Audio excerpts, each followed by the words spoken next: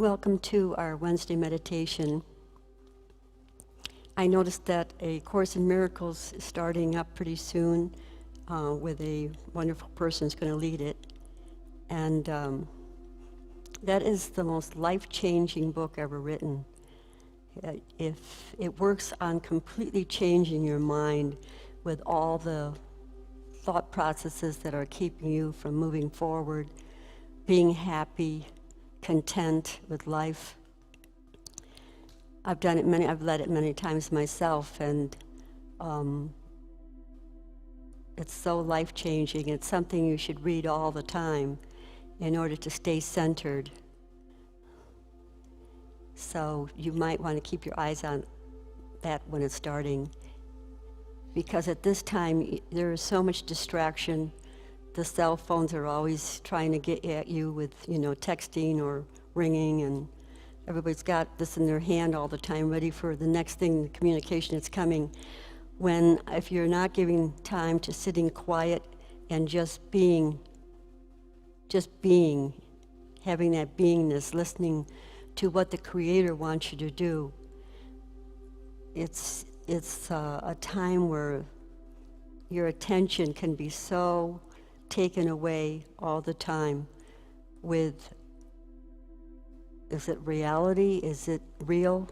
Is what's going on? Let's take time to breathe and meditate and get quiet and be happy and be a presence that walks through life and brings peace wherever you go. And that only comes from giving like 10 to 15 minutes, half hour, an hour to meditation, whatever you give, that commitment, just sitting and being quiet, maybe before you go to sleep or in the morning. But it's the food of life. So we're going to do a call and response, and let's just get into a peaceful state. And I'll do a line, and then I'll tell you when to come in.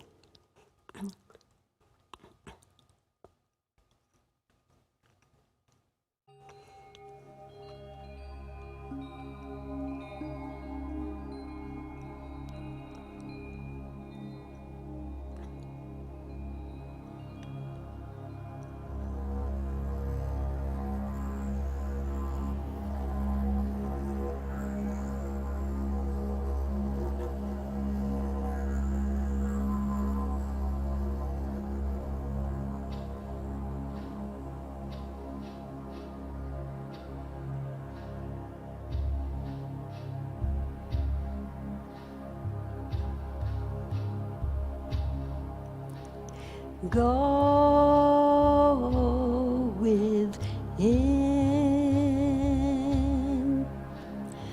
go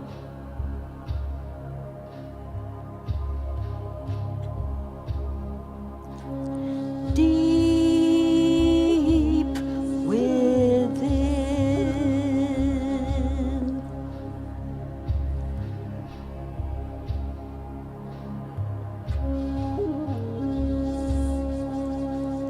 go within,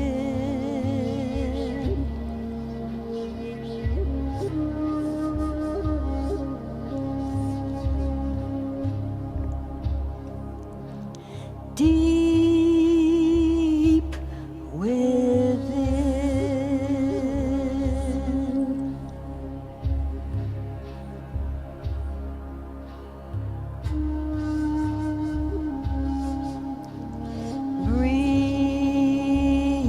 breathe in,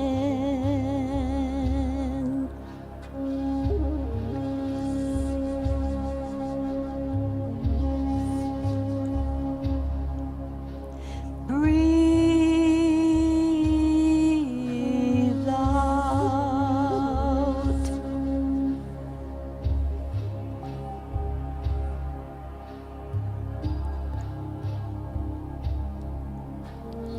be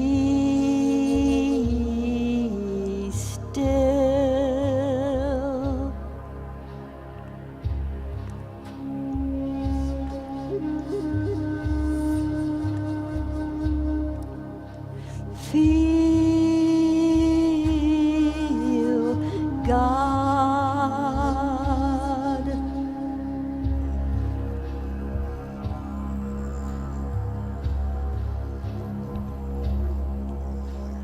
no peace.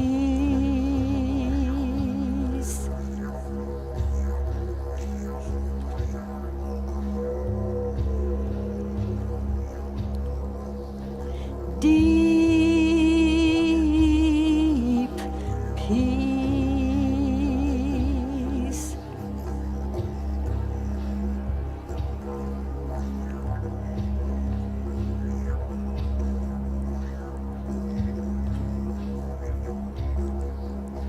Shalom.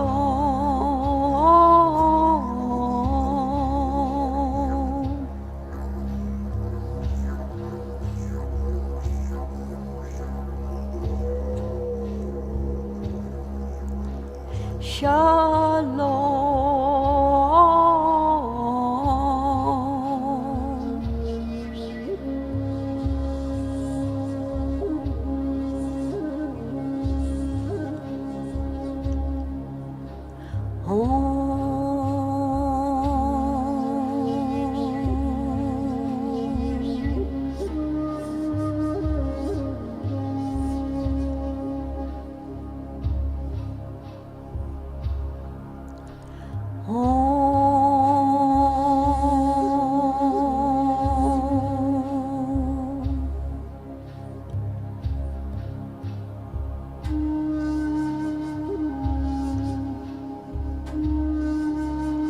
Go within.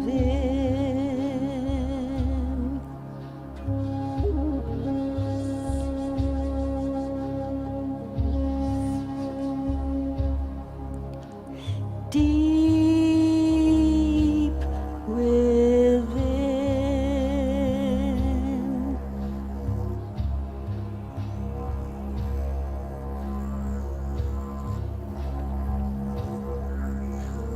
Breathe in.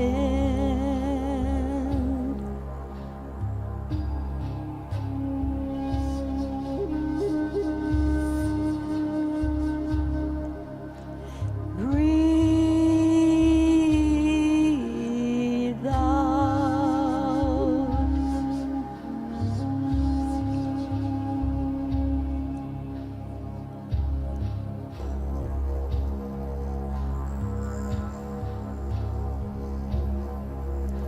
Shalom.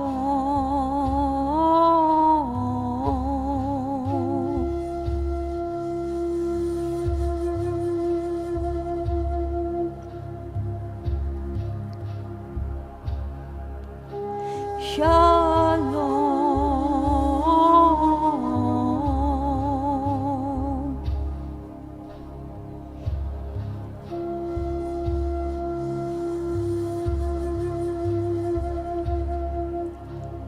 God within.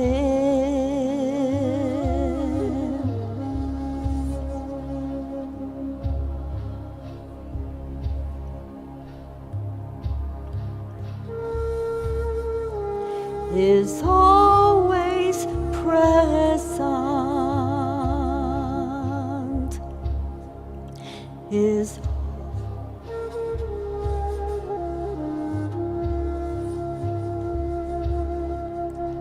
source of all life.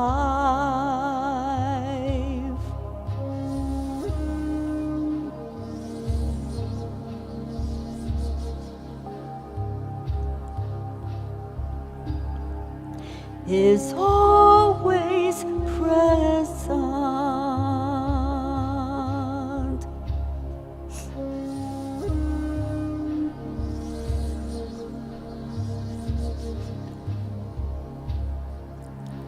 Shalom.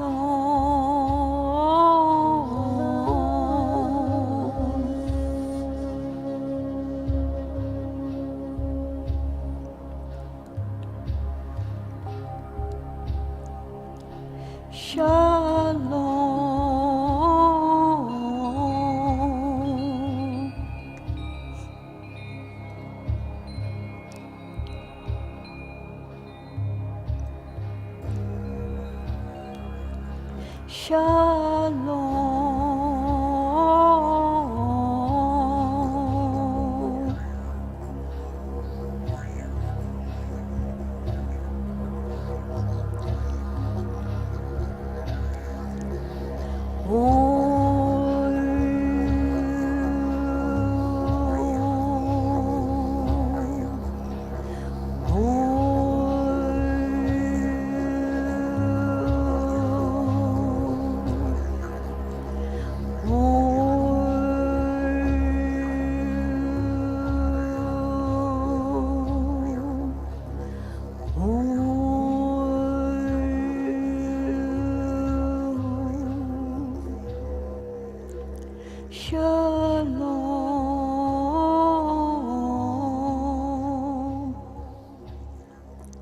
Shalom.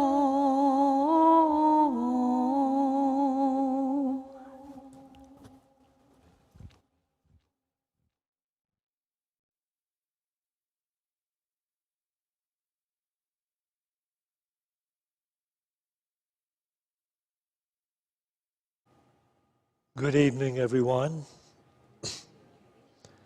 I should say, good evening, everyone dedicated to finding true life. Those of us that are on the Unity path are karma yogis. That is, we do not renounce the world and enter into a cave or an ashram, a convent or a monastery. We actually remain in the world, performing our spiritual practices while carrying on a typical, mundane lifestyle. So our understanding grows with our ability to transcend the thinking and activities that we are seeing all around us, so that we are actually in the world, but no longer of the world. That's what our spiritual practice is about doing. So it's good for us to start today with Unity's understanding of salvation. This is from A Course in Miracles, and I believe it's very clear about the definition of salvation and our particular relationship with it in bringing it into consciousness. This is from the Course in Miracles, page 206. You've certainly heard this before because this is, for me, this is the essential quote that defines the entire Course in Miracles. Salvation is for the mind, and it is attained through peace. This is the only thing that can be saved and the only way to save it. Any response other than love arises from a confusion about the what and the how of salvation. And this is the only answer. Never lose sight of this, and never allow yourself to believe, even for an instant, that there is another answer. For you will surely place yourself among the poor, who do not understand that they dwell in abundance and that salvation is come. Salvation is for the mind, through the mind. And peace is the measure of our enlightened awareness. How far along the path of enlightenment we have come can be measured by the amount of peace we are able to sustain within ourselves and within our relationships and within the world in general. So this is a very clear definition of our karma yogi life. And it is clear that peace of mind is an internal job. Peace of mind is an internal yoga that we perform, so that you see that individuals don't need to have people and conditions and circumstances operating in accordance with their expectations or their will. It simply is that you can sustain mystical peace of mind by aligning your own awareness with the divine consciousness or God. And that's actually what we are about doing. And that, by the way, is the only way one can attain the consciousness divine, or heaven, as we have been we've been told to understand it. But it is an internal yoga that we perform on a daily basis. And it is not something so casual and so easy that we can just decide, okay, then that's what I'll do. Most of us know that that's not going to be enough. A Course in Miracles certainly knows it's not going to be enough. A Course in Miracles suggests in our stage of transformation, we should practice clearing the mind of its disturbing illusions that create conflict within and conflict without, anxiety within, anxiety without, worry within, worry without.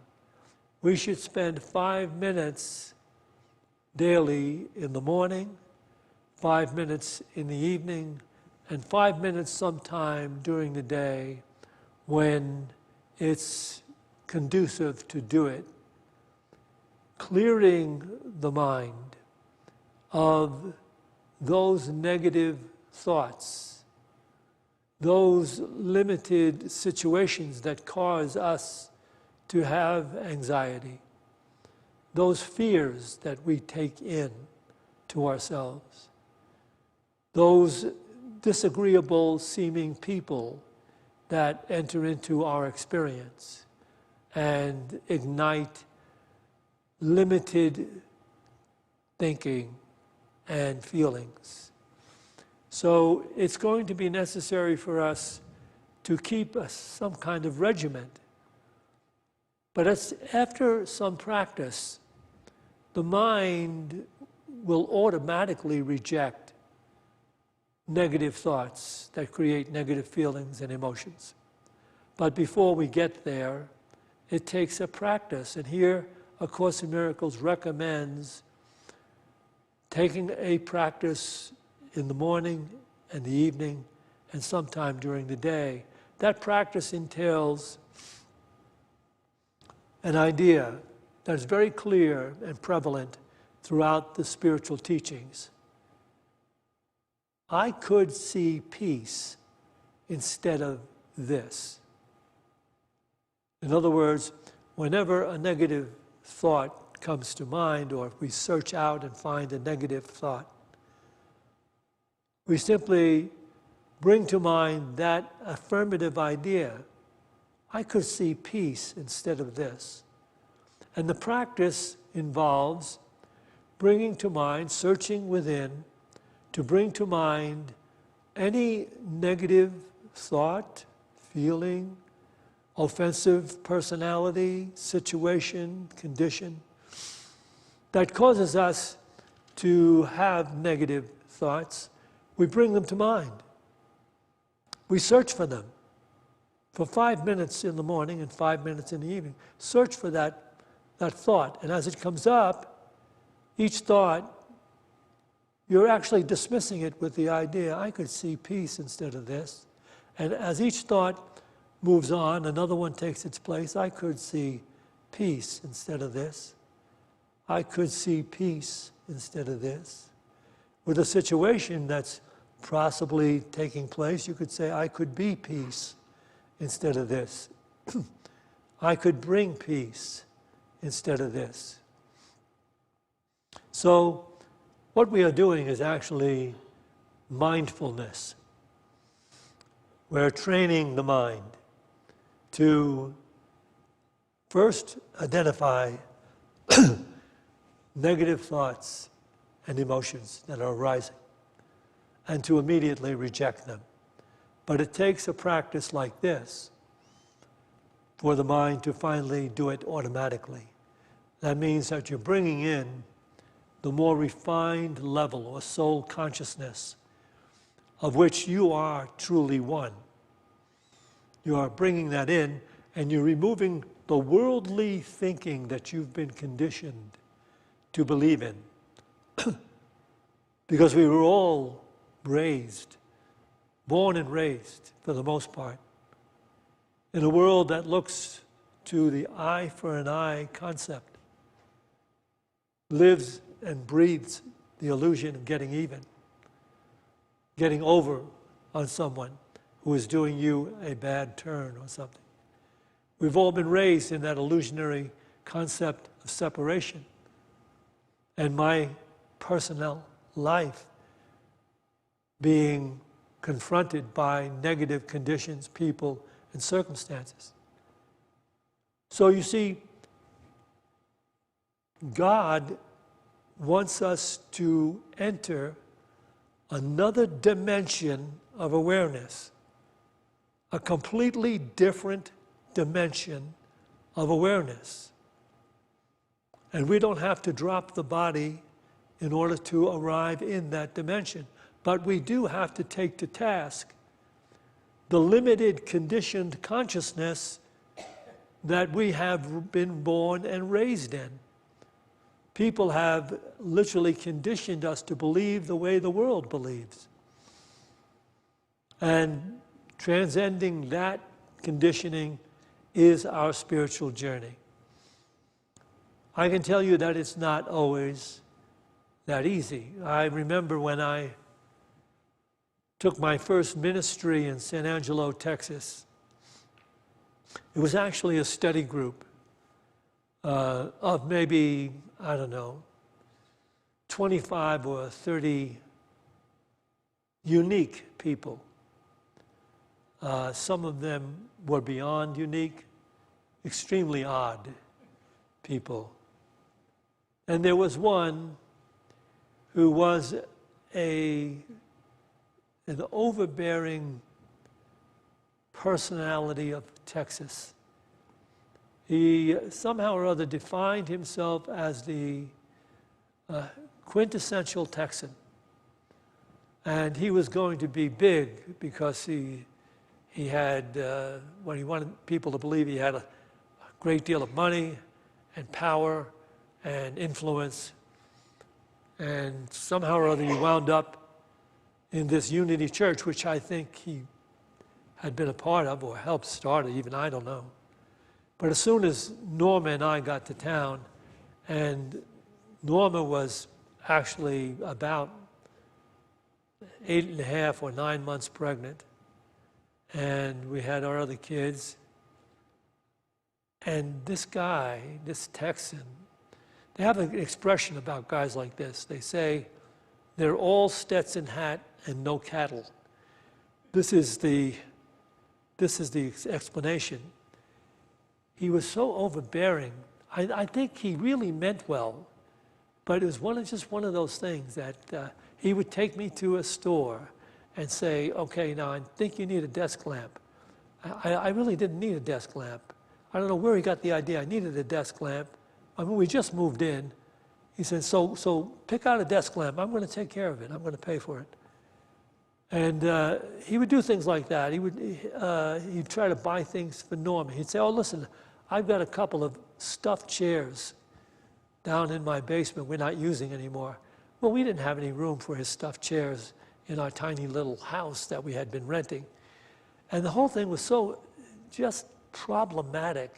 He would capture me every day because he was kind of like free enough to come over to the church and capture me and take me on some strange, I don't know, thing. Once he took me out to watch him try to mate his Arabian horses.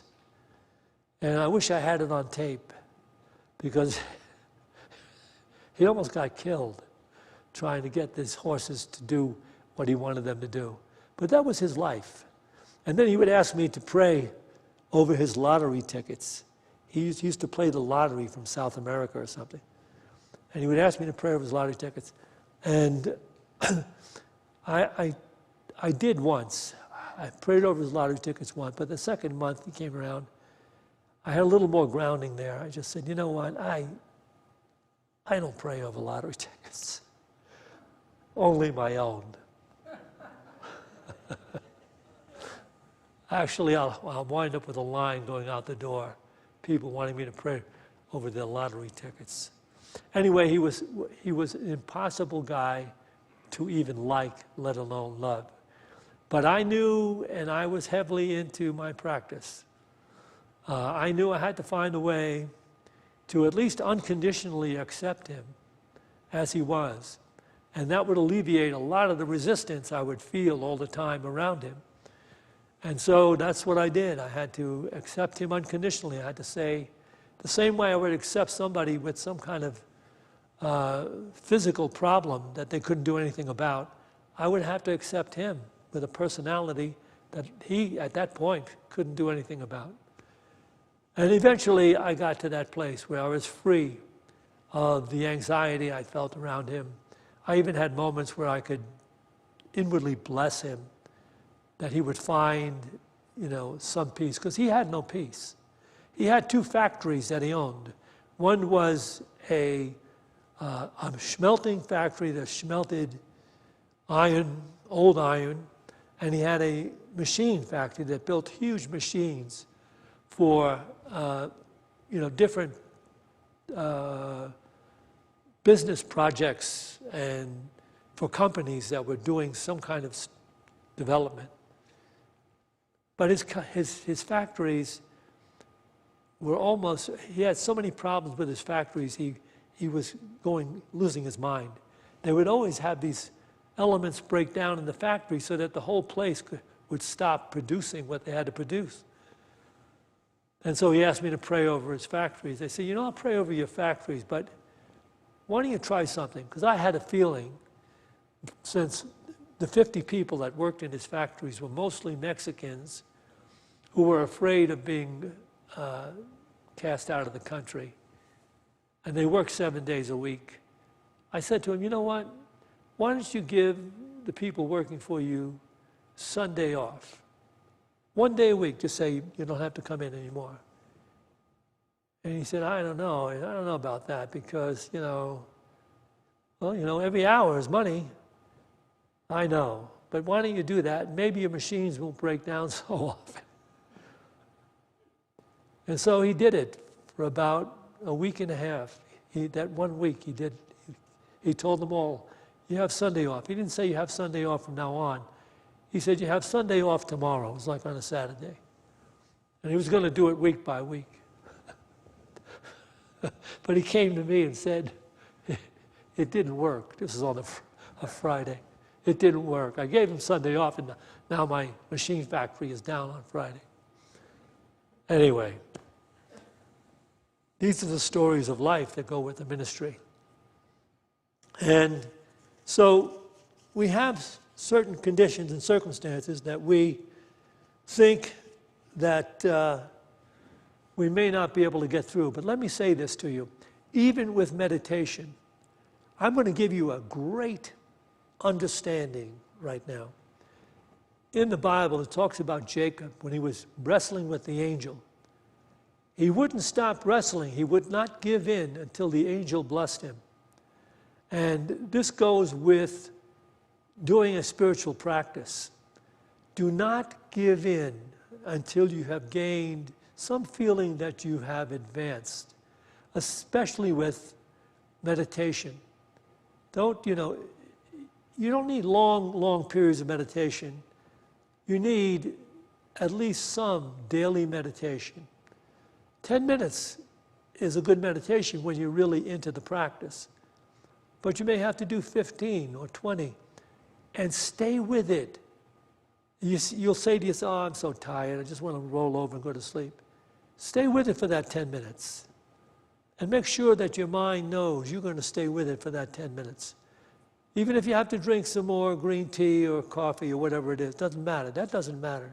What matters is letting your mind know you're going to stay with this meditation until you get that blessed feeling, until you feel yourself freeing up and rising.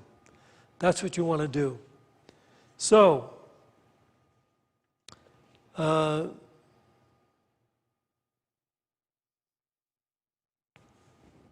there are some mantras in the Course in Miracles that are worth repeating. And when I worked with this fellow in Texas, I didn't have A Course in Miracles. I just used the whole idea of, may the Divine Spirit heal my fears of this particular person, my concerns and my resistance to him. So I use something like that. But today, I use something very powerful, very meaningful. I just gave it to you. Course in Miracles says, I could see peace instead of this. Whenever you're running into a conflict, within or without, and you're learning to do the holy pause, you can use that particular idea. I could see peace. I really could, if I wanted to see peace. The only thing keeping me from seeing peace is the long conditioned idea of ego rightness. The idea that I am right here. I'm going to lose something important here. That's the only thing that's keeping it. Because in any given moment, you can say, I could see peace instead of this, if you were willing to totally surrender, absolutely surrender, and just bless. Just let it be. And there's another really excellent affirmation. Let it be. Let it be what it is. Let him be what he is. Let her be what he is. Let the conditions be what they are.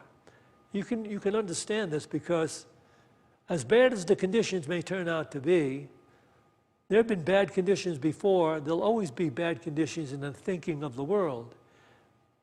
But as soon as we begin to release our illusionary idea of separation from that world, and that deep desire to make things right and fix things and make them righteous and good, that deep desire, you have to even leave that behind.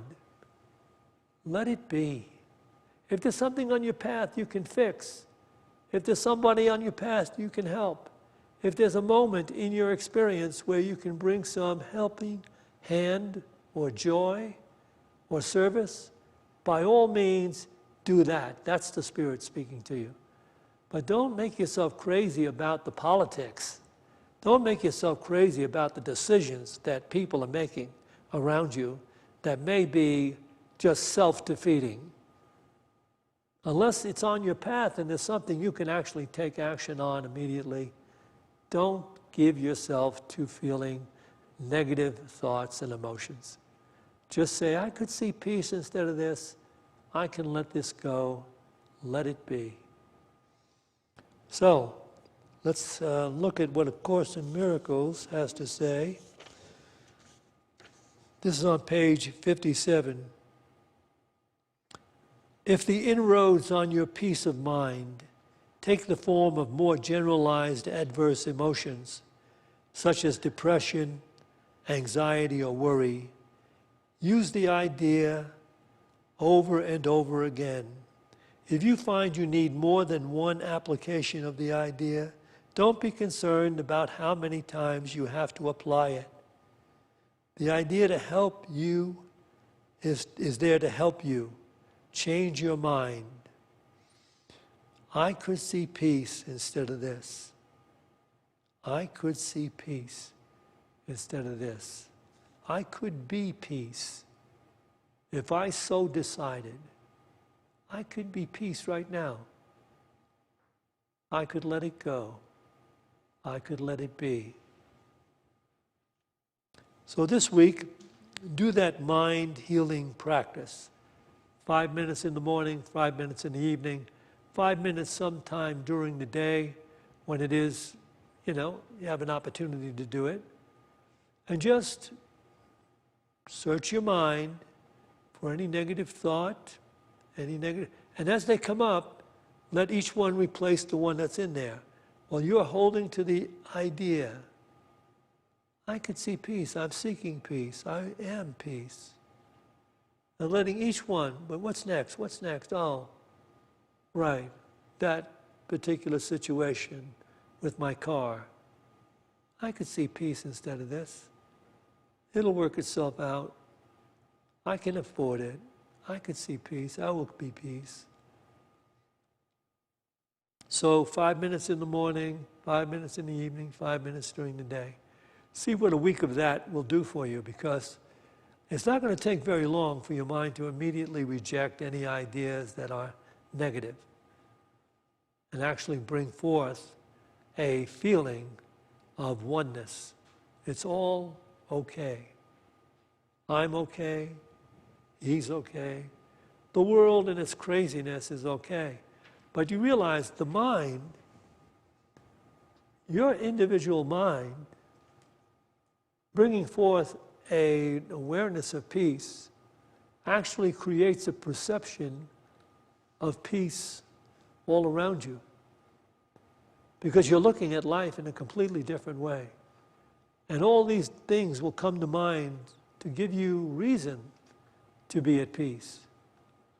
It's an amazing thing moving into another dimension of consciousness. But this is our journey. This is our destiny. And it's worth the little bit of practice that we go through. And finally, let me just share this with you as well. This is just a thought that Eckhart Tolle adds to this. You can use this as you go about your day. This is in the book Stillness Speaks, page 63.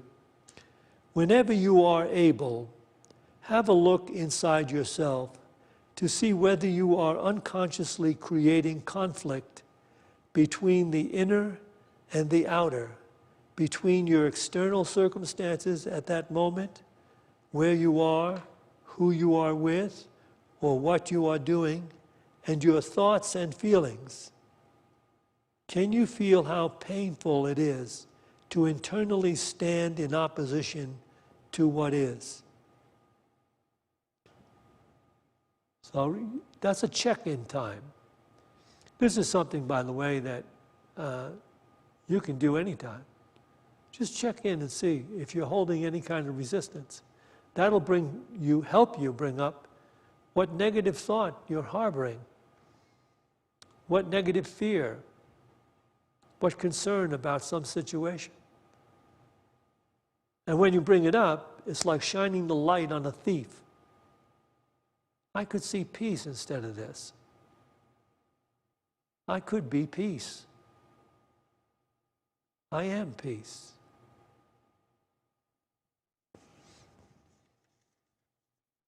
So we're going to practice meditation together, listening to the beautiful tones of the crystal bowl and allowing ourselves to be peace. And to be at peace, just be okay, even if you have things that are pressing you in the world. Just be okay with it, because it's going to work out in accordance to its own divine journey. And you need only decide to see peace. So we listen to the bowls and be here okay with what's going on, your life, however you see it now. Whatever wants and desires you may have had for this physical life, remember there's a higher dimension that we are being called to.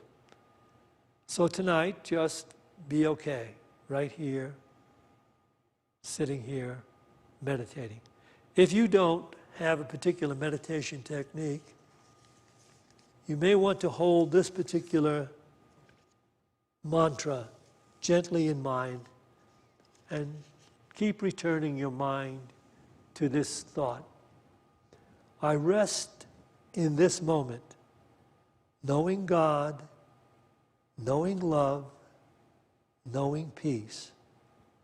I rest in this moment, knowing God, knowing love, knowing peace.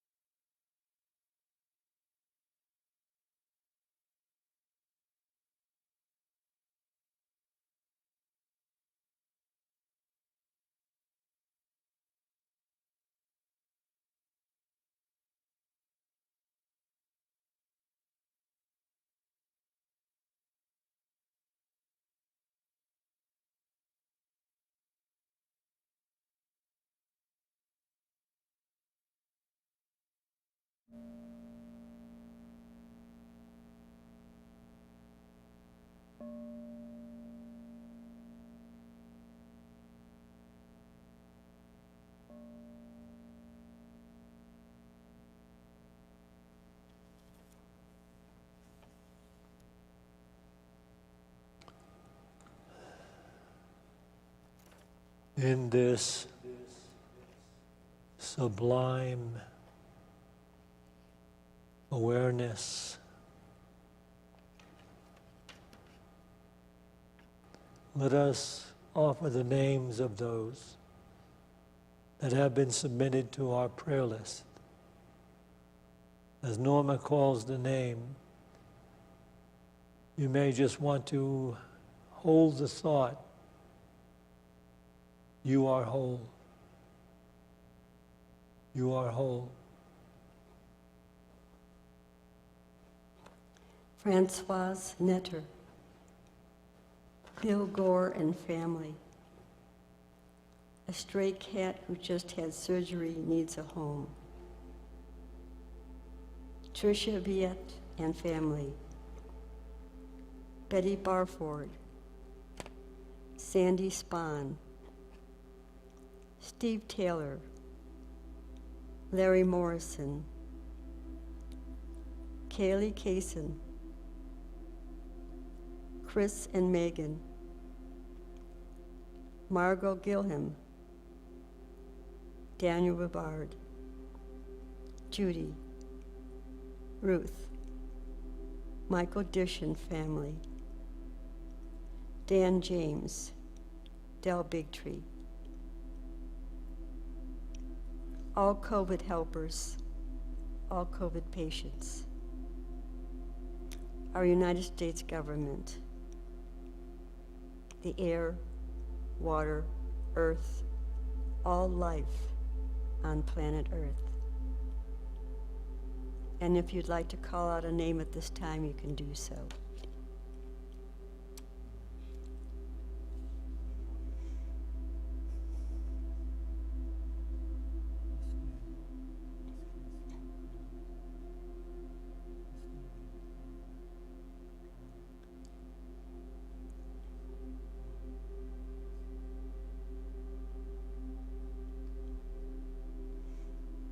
We see this healing light surrounding the prayer box and all the people whose names have been submitted throughout the month. We see them healed physically, mentally, and spiritually.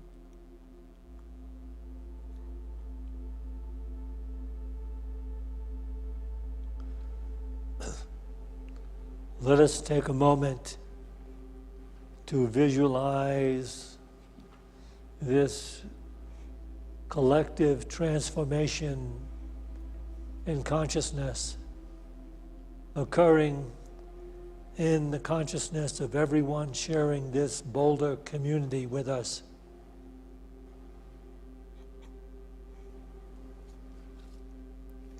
This divine, beautiful, peaceful awareness occurring in the consciousness of everyone sharing the state of Colorado with us.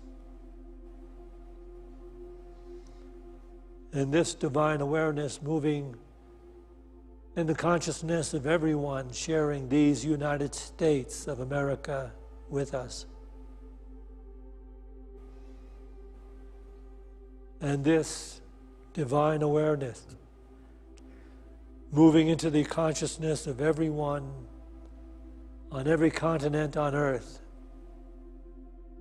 establishing the new heaven in awareness and bringing forth that harmony and healing necessary and needed between mankind and all the creatures of the earth.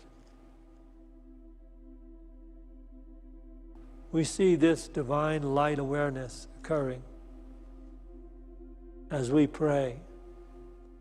The light of God surrounds us. The love of God enfolds us. The power of God protects us. The presence of God watches over us. Wherever we are, God is. And God is love. Amen.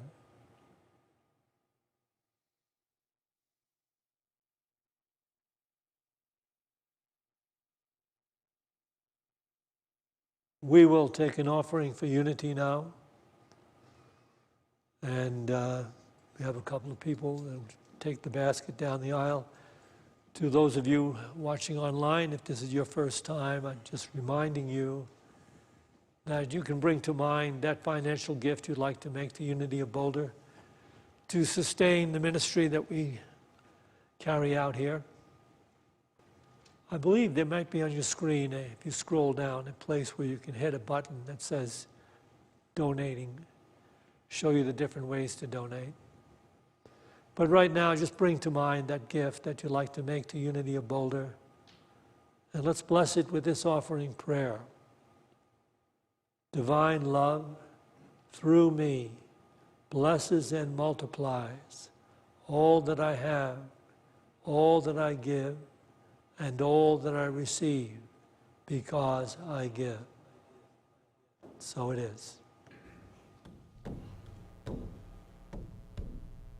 There's a light within me, and it's burning.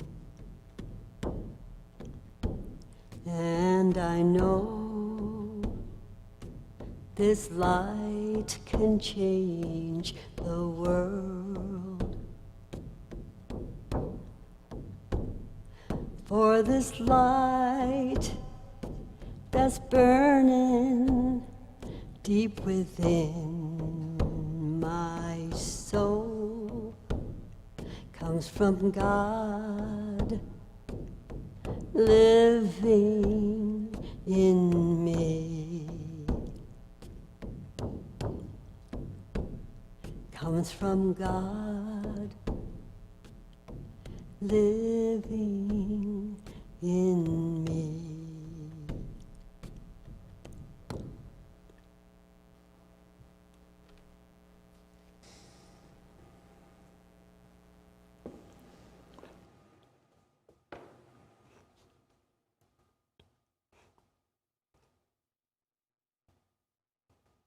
Just so you don't get the wrong impression, I don't know how many people we have here tonight. Probably about 15. The 20. 20? You counted? Yeah. Wow. Okay. We have more people watching on screen than are here. We can check that out when we go online. So maybe we'll get to that place where we'll have more people bravely coming back. I just want to remind you people out there on the screens that, you know, we put up the EG lights in here for an hour prior to this service, and it literally dissolves all kinds of, you know, viruses and bacteria and stuff like that. So it's very pure, this particular sanctuary. Are we going to open the bookstore on Wednesday? You want to start doing that? Yeah. Oh yeah, Farouk, you want to handle the bookstore tonight? Yes. Okay. The bookstore is going to be open. We used to do this every Wednesday. I don't know how we wound up not doing it. But, so we kind of gather in the bookstore and just have chit-chat and carry on. We used to, I forget us, well, anyway. So if you want to hang out for a few minutes, just take a trip. Is that door open over there on the side to get into the bookstore? It's open. Okay, so we'll be in the bookstore in a minute or two. I want to thank you all for showing up and tuning in. Have a good night. God bless you. Thank you. You're welcome.